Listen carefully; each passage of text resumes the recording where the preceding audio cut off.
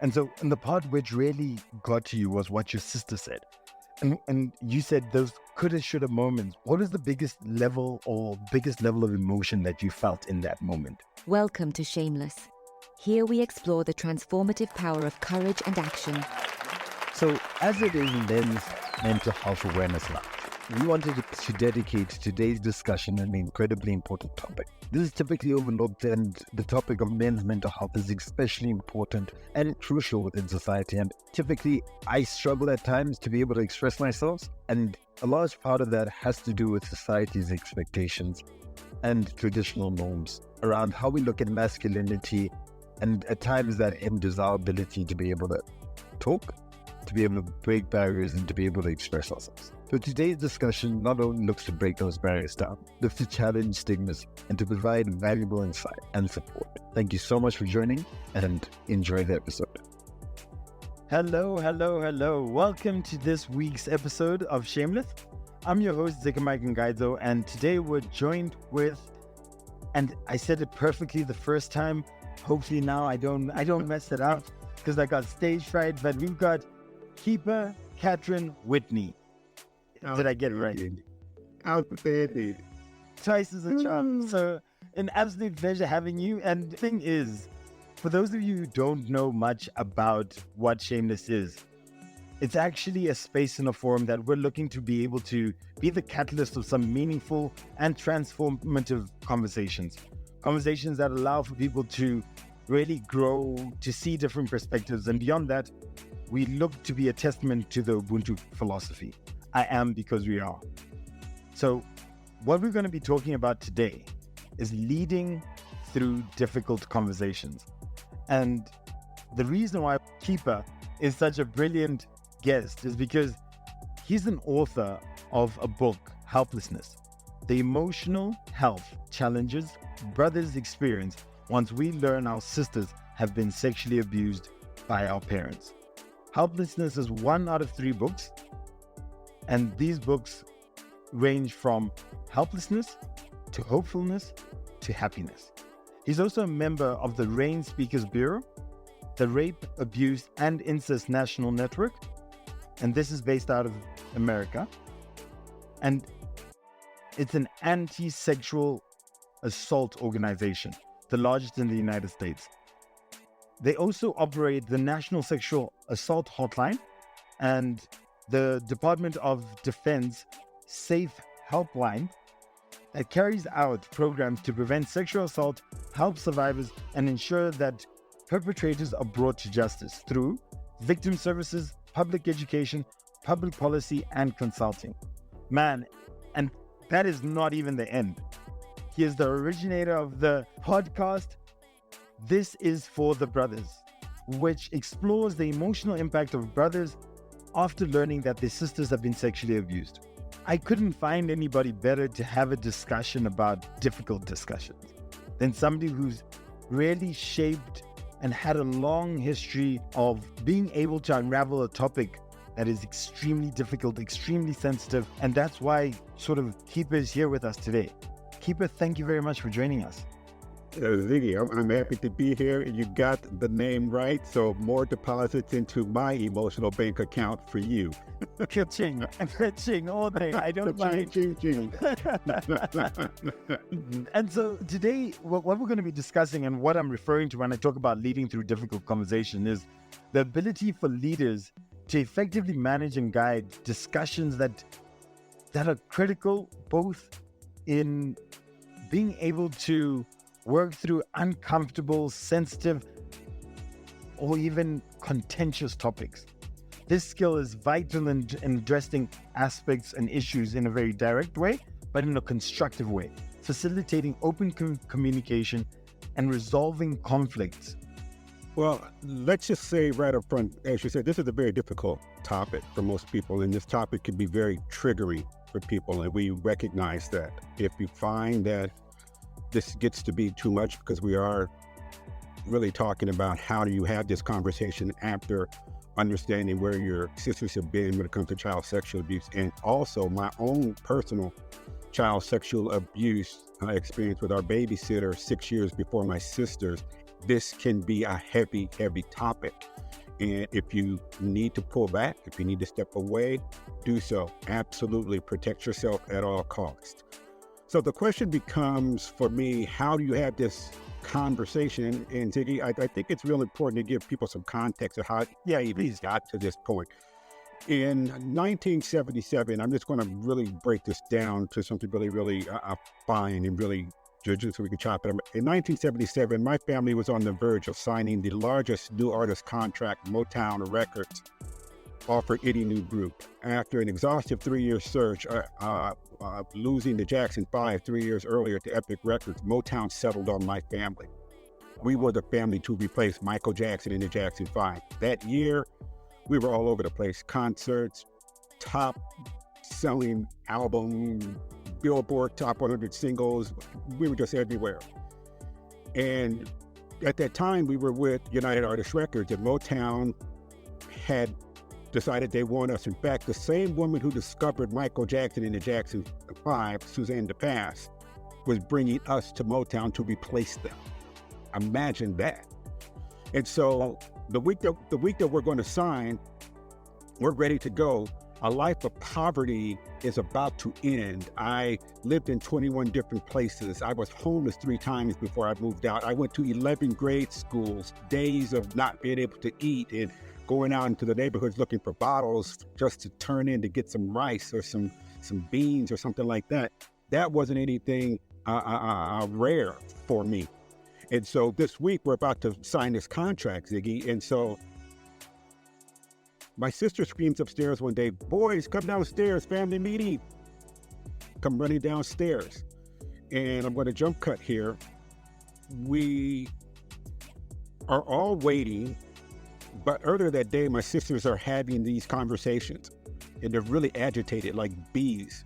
And me and my 3 brothers, we have no idea what's going on. So when the family meeting takes place, my stepfather immediately comes in, and he sits down on a brown recliner and immediately drops his head, puts them in his hands. And I'm like, what is going on here? My mother goes to the front of the room. She's very buoyant, very effervescent, very bubbly, has a very stoic look on her face. In fact, she is mad about something, and me and my 3 brothers have no idea. She then utters the words no brother ever expects to hear, the words no brother could ever prepare for. She looks at her 8 children, because I have 4 sisters.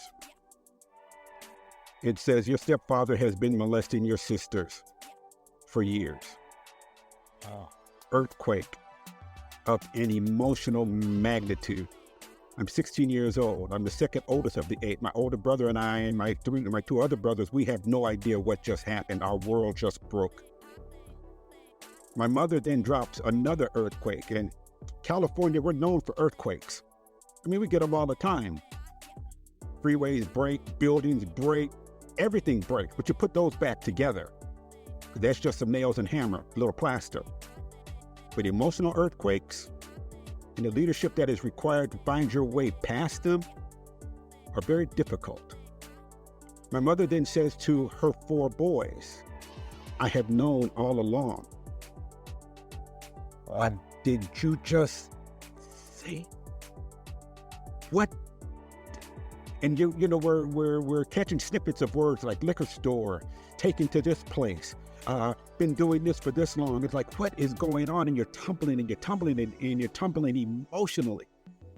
My sisters already know, because that's what their discussion was about earlier that day. And of course they know because they have been the victims for years already. But me and my 3 brothers, we have no idea. We're brought into a conversation expecting to hear, we are signing this contract with Motown in 2 days. I like to say the bus was outside, the engine was running, the doors open. All we had to do was walk onto the bus and we were gone. They had created the TV series for us. In fact, I have the pilot episode in my office. They had created so much stuff. They were about to run a full court press over at Motown to make us megastars. It broke. But in terms of the conversation, where it really got to be challenging for me and my brothers, it became a 45-year journey for me to discover who I am as a man and as a brother, is what my sister said after what my mother said. My older sister pointed at her 4 innocent brothers and said to us, "You can't talk about it. It didn't happen to you. It only happened to us girls. You boys can't talk about it ever." And like that, relationships between brothers and sisters that were so incredibly tight, because all we did, we sang, we rehearsed, we went to school. We didn't gang bang with all the others in the neighborhood. I grew up in South Central LA around Compton and Watts. That's where I grew up. So it was Bloods and the Crips all day long. But that conversation, or what my sister said, that is what broke us, because the people we needed to speak to the most just told us they wanted absolutely nothing to do with us. And unfortunately, there are millions, probably billions of articles for women, newspapers, books on sexual abuse. For brothers, nothing back in 1977. Nothing today, because we are viewed as excusable. Our feelings don't matter. And when we're told you can't talk about it, what we hear is, like I said, you don't matter. Your voice doesn't matter. None of you matter. So what do brothers do? Especially when the people you need to speak to the most just told you they want nothing to do with you. Yeah. There were a number of woulda, coulda, shoulda moments in the middle of all this, and things that I did and didn't do, or where I could have helped my sisters, and I didn't until years later.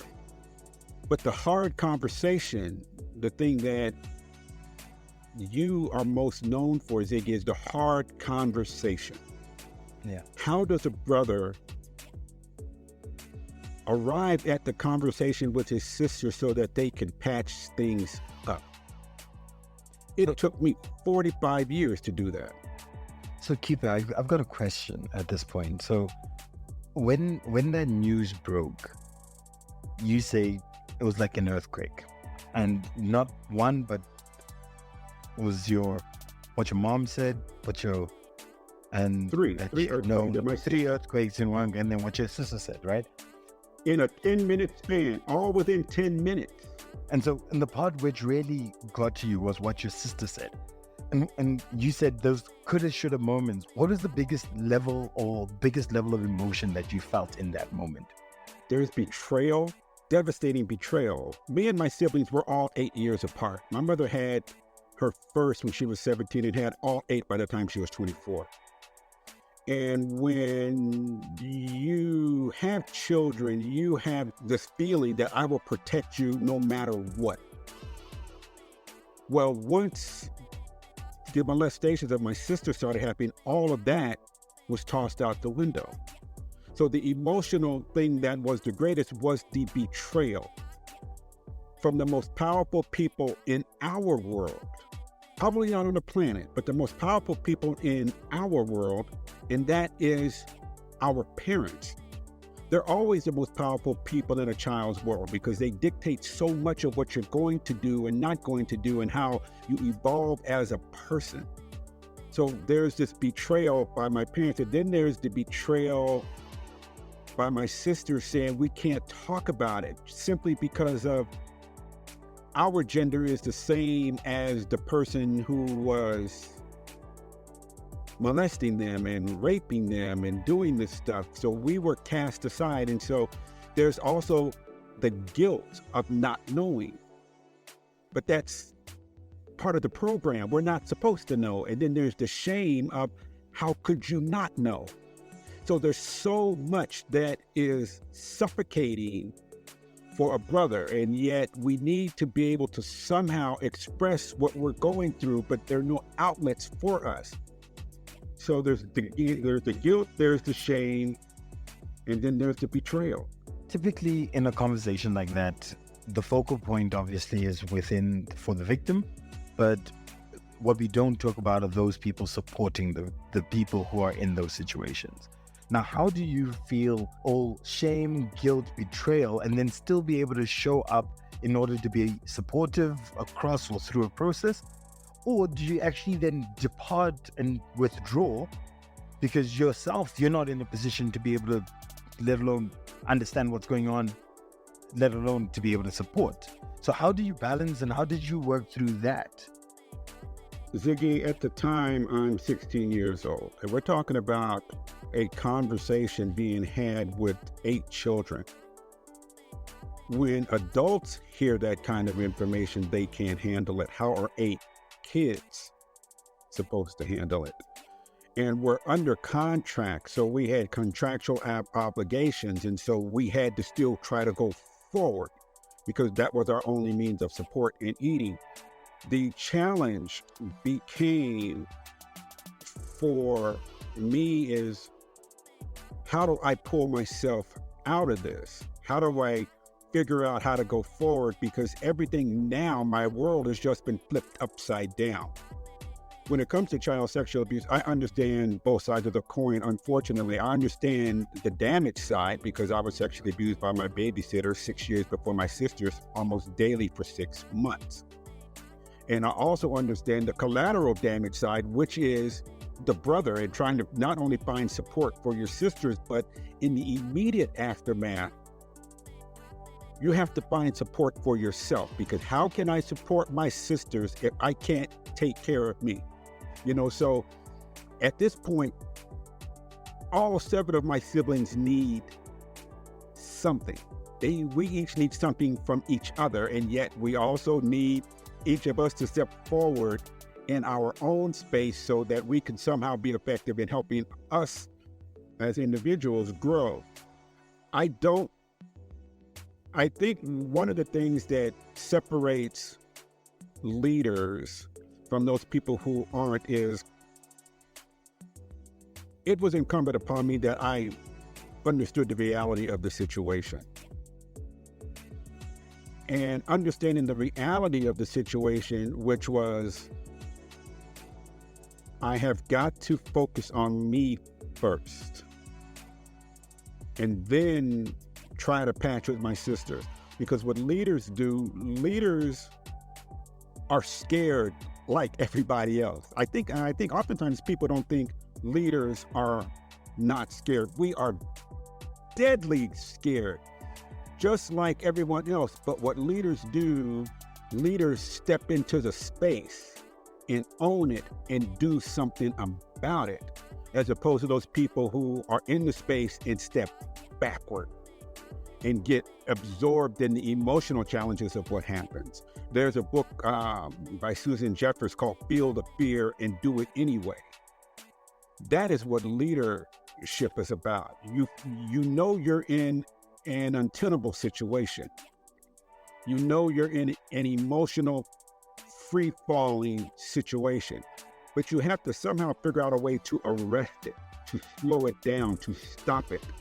And so, at the age of 16, you then had to sort of slow this whole conversation down, unpack, and then dissect the whole process. Looking back at it now, what were the things that really helped you get through it?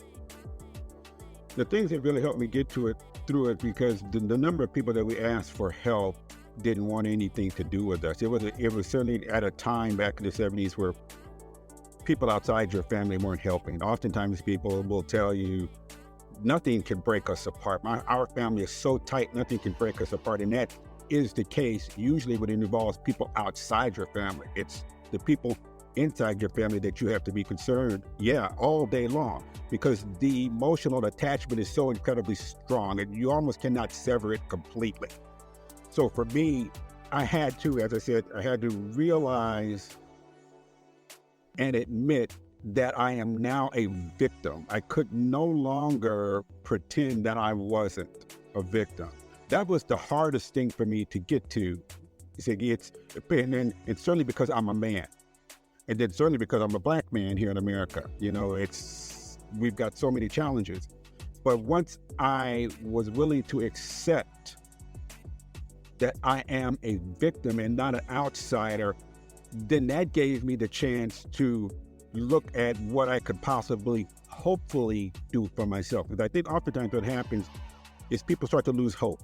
And you cannot do that. You've got to figure out a way to find people, places, and things that can bring you back. So that's what I started to latch on to. I started latching on to memories of us singing and what that was like, how much fun we had. Can we get back there? Can we somehow reconnect there with my sisters? Can we somehow reconnect with my brothers? Can we somehow bring some of that energy, some of that spark back? And then for me, it was understanding that what has happened is part of my DNA. I cannot escape it. It is now part of my mirror. And like DNA, and this is where you have to be really careful with emotional challenges, because oftentimes what we talk about now, Ziggy, is mental health.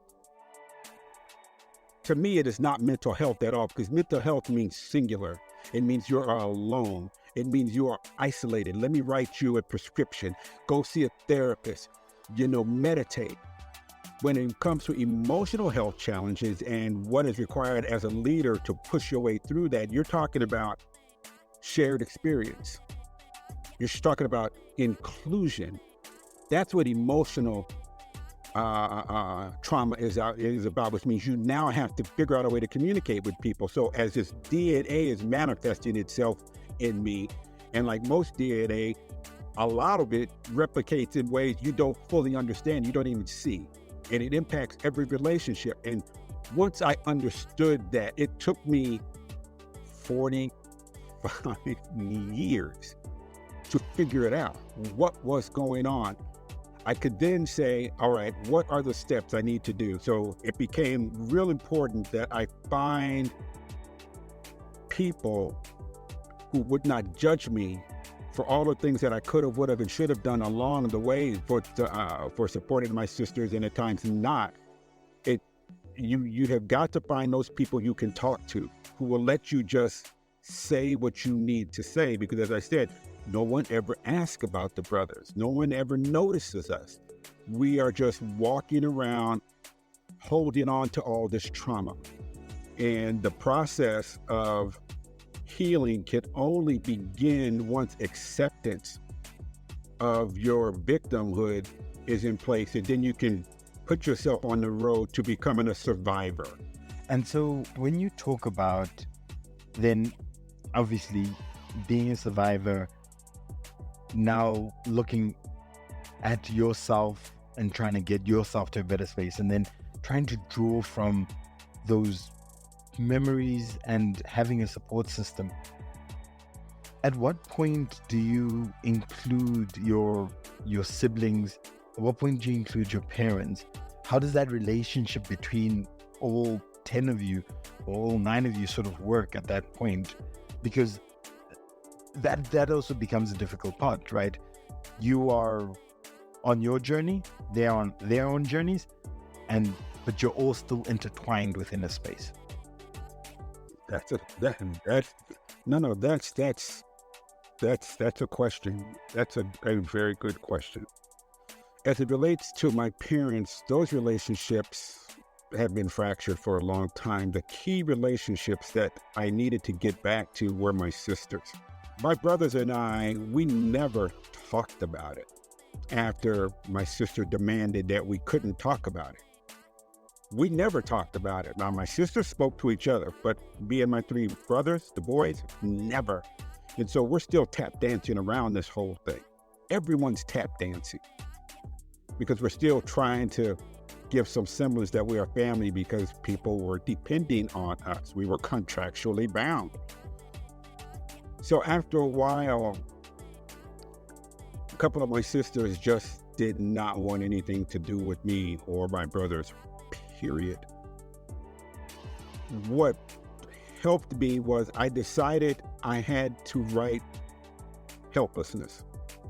I had to share with people what the emotional challenges are for brothers. And other than my oldest sister saying you can't talk about it, my sisters never brought it up.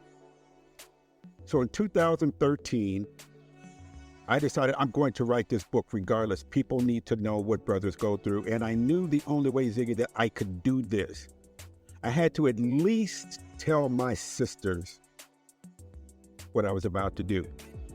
Now, granted, it's my story. Helplessness is a brother's story.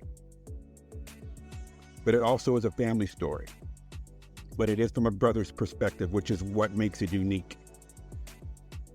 I knew I was going to have to speak to my sisters about it. And so the hardest thing I ever did in my life, I picked up the phone and called one of my sisters and said, look, I'm going to write this book. I need to talk to you about it. And we hadn't spoken about this for over 45 years. And she said, okay, come on over. We're standing out in front of her house next to her garage, and I'm telling her, I'm going to write this book from a brother's perspective because I don't think our family story should end in tragedy. I think our family story can be used to help people. I don't want it to be on the dunghill of millions of other families who have gone through this historically. And having never spoken to her about it because I'm so afraid, but I had to feel the fear and do it anyway, because that's what it means to be a leader. You step into the space and you own the space and you do whatever you have to do. I told her and she looked at me, and I'm waiting for this massive emotional anger to just come bursting at me. And she says to me, of course you should write the book. All you boys should write a book. It's your boy's story. And I'm like, what the hell are you talking about? This is not the reaction I'm expecting.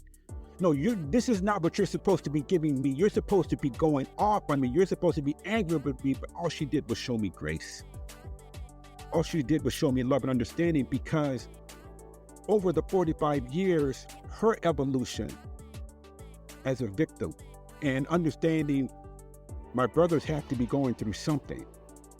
She said, of course. And I was like, oh, wow.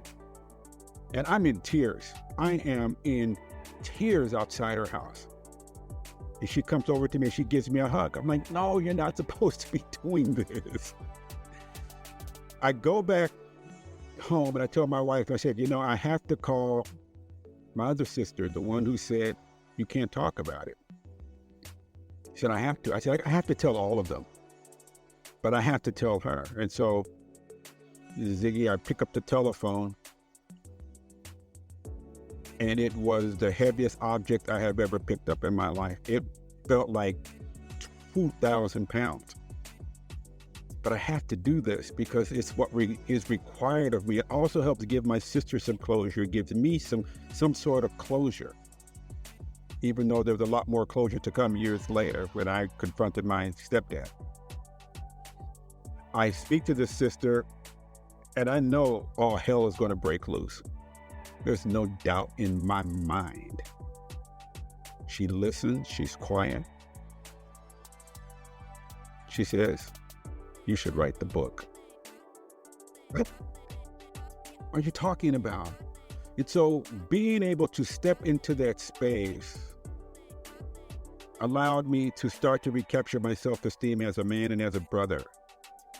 It also allowed me to understand, if you're ever going to do anything of any consequence, you're going to run up against hell.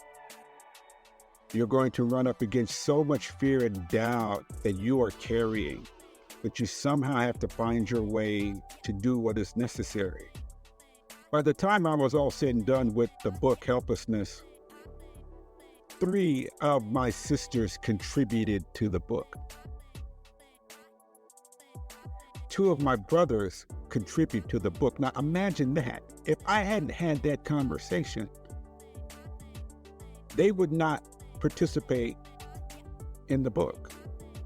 You get a full family view for possibly the first time, and they are contributing to hopefulness, and they are contributing to happiness. So the biggest takeaway for me is you must own your space and own your power. Otherwise, someone else is you're going to be a puppet for someone else. And so, Keeper, at this point, I'd really love to give the quote for this episode. And it's from Dr. Krista Scott Dixon, and it says, "It is only through hard conversation, followed by meaningful action, that we get anywhere." So have those hard conversations. And for me, what resonates within this quote is really captured by those conversations that you've had with your sisters. At that point when you had made up your mind that you want to tell your story. And you knew that those conversations were going to be hard. But in reality, or you expected them to be hard, but in reality, what you got was grace and support from your sisters. And a lot of the time we sit in a space where we carry the weight of so many things, and we don't actually confront that fear of, if I was to step forward and bring this, what might the reality of the reaction that I'm going to get? And so I'm really moved by sort of this experience, this journey. And so I'm going to just wrap it up, because we could talk on forever, but we've said we're going to try to wrap this into a relatively short discussion. And all of these things are captured within your book, Helplessness, which for me is not only the book, but the journey that you've had into getting to this point after 45 years. The forgotten story of brothers, essentially. And for me, this journey that you've taken over the 45 years has helped you understand and capture your value, your worth, your personality, your identity, self-esteem, and you appreciate the fact that you have to step into those difficult conversations. And by no means are any of these topics easy. They require a lot of empathy, emotions, and typically, as people who are not necessarily the victims, but who are within the environment, you also end up being a victim. And you have to look after yourself after you accept being the victim. And then you have to find a way to bring it back, to bring back any form of normalcy, and being able to have a shared community where you can talk and you can find the right level of support, for that you can build from that point.